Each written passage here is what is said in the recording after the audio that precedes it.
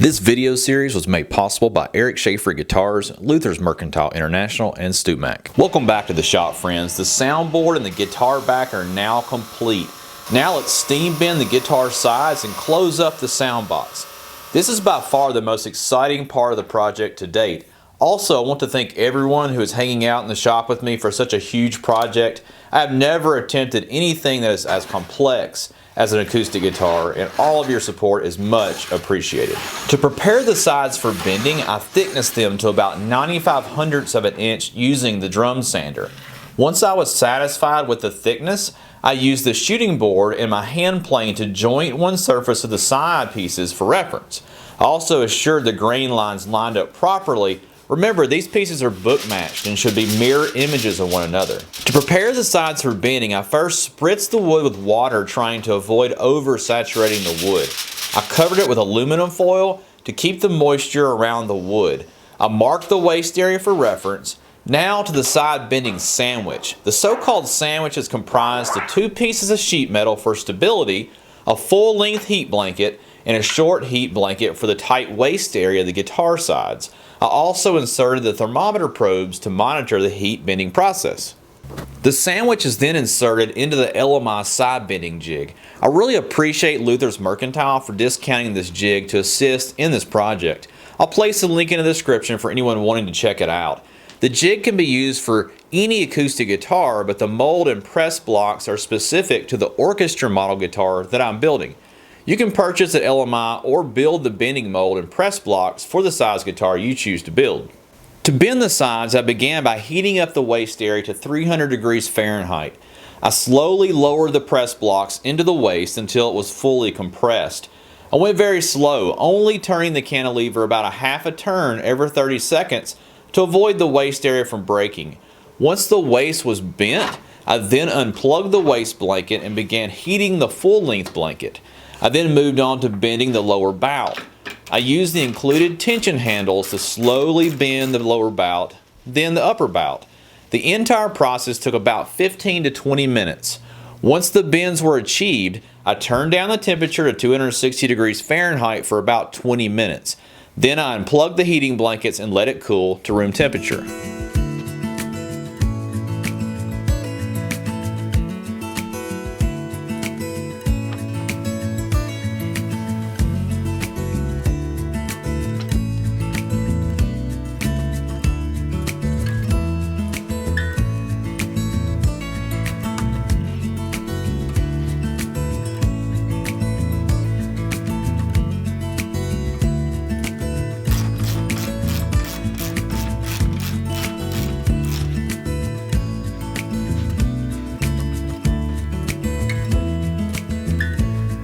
Opening up the sandwich and uncovering the bended side reminded me of being a kid on Christmas morning. It's really amazing that wood can be steam bent without breaking. With the sides bent, we can put the guitar mold to work. I clamped the sides into the mold. Once they were properly aligned and clamped firmly, I turned my attention to cutting them to length.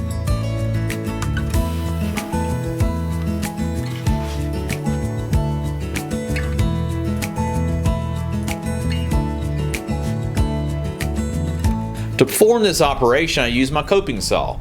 I slid the saw through the opening in the mold and then reassembled the saw. This technique created a better than expected result, and the side pieces lined up pretty well.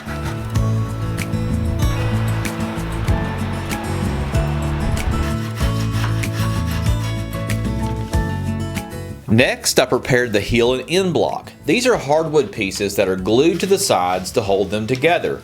The neck block will also be key for attaching the neck of the guitar. I used my plans to prepare these pieces to the proper specification.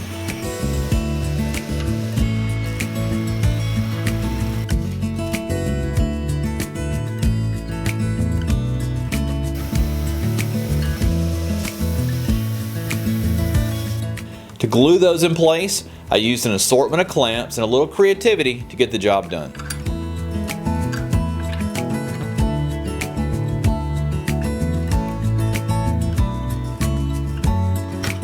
Next, the sides needed to be dimensioned and radiused to fit the soundboard and guitar back. I left the sides oversized because I wasn't sure what the final side width was. I used a combination of my bench plane and thumb plane to bring the sides down to the correct size. This took quite a while. I learned my lesson for sure. Next time, I'll trim them down before bending.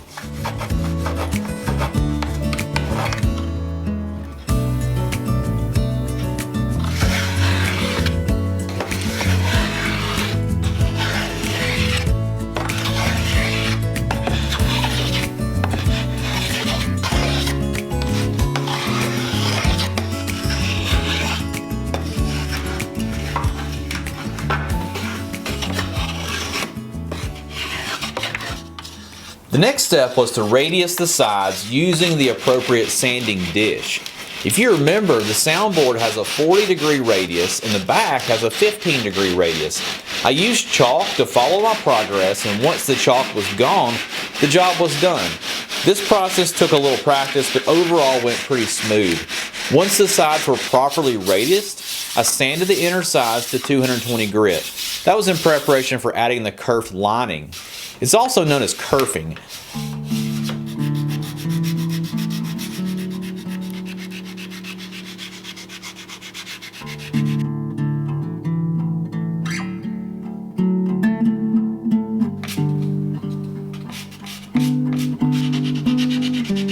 I glued it to the sides using a combination of clamps and clothespins wrapped with rubber bands. The kerf lining was purposely left a little proud of the sides so that I could radius them to fit the soundboard in the back perfectly. I love the look of the kerfing. It really adds some beauty to the inside of the guitar.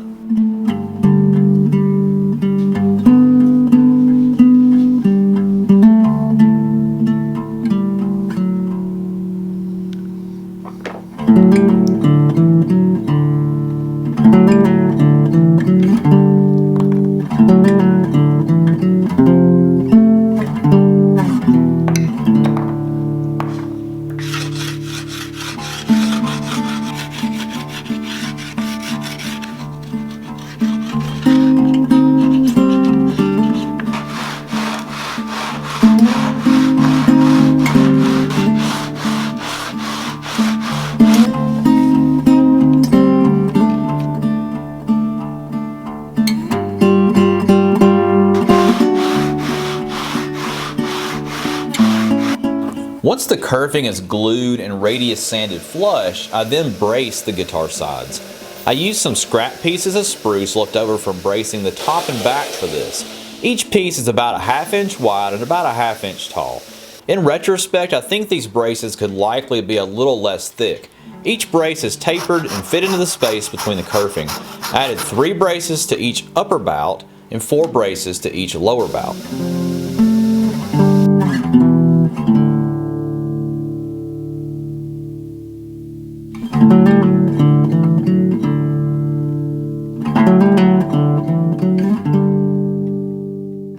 Now to the end wedge. I used a scrap piece of rosewood for this.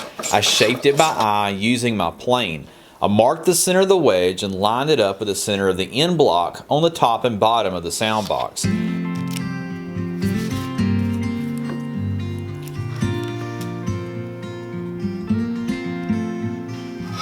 I then used my dovetail saw to cut a kerf on each side of the end wedge, and then added more saw cuts and chiseled away the waste down to the end block.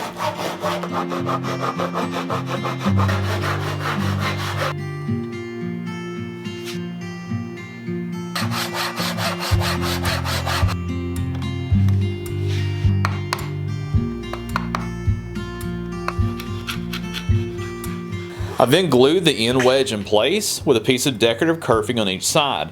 A simple tap of my mallet drove it firmly into place and clamped it until the glue dried. I then cut the ends of the wedge to match the end block.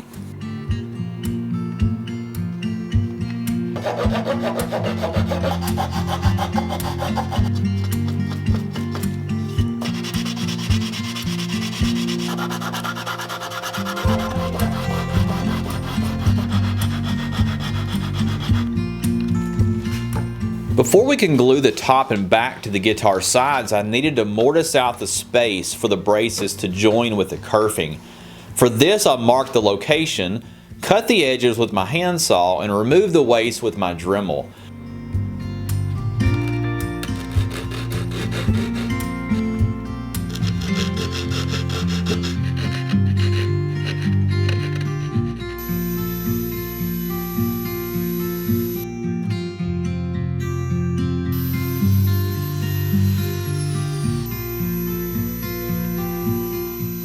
This took a while to get it right. I spent a lot of time with a flashlight and clamps assuring each brace fit into its corresponding mortise without any light escaping from the glue joints. Once I was happy with the fit, I then moved on to gluing on the back and top. I glued the back off camera. For the top or the soundboard, I added glue to the kerfing and into each mortise and then used a shop-made caul to glue the soundboard to the sides. The caul I made is made from 2 pieces of plywood shaped to the soundboard and a piece of rubber tubing attached to the outer perimeter of the caul.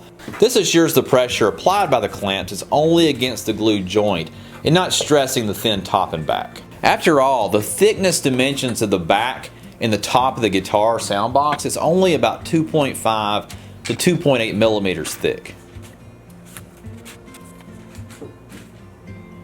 Well, that's it for this video. Next time, we'll finish off the sound box by adding some decorative kerfing and also the binding which protects the corners.